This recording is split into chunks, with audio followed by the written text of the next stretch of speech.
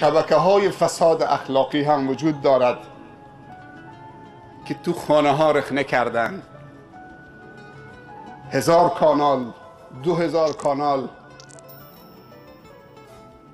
امثال فارسیوان و کانال های رقص و بیشرم و حیایی و مبتذل، کانال های خوب است که آموزش قرآن هست، سخنرانی دینی هست به زبانهای مختلف، به زبانهای عربی شبکه های خوب هست، به زبانهای فارسی شبکه های خوب هست.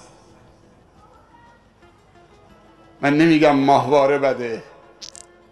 پیامبر صلی الله علیه وسلم 1400 خورده ای سال این آیه رو تفسیر کرد و 3 بار یک جمله تکرار کرد، فقط تأکید میکرد و اعدوا لهم ما استطعتم من قوه.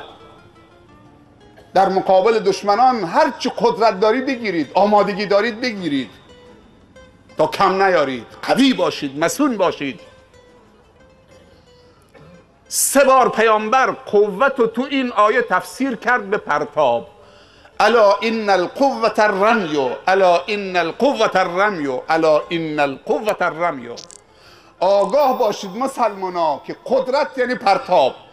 صلى عليك الله يا خير الورى، تعدد حبات الرمال وأكثرا. صلى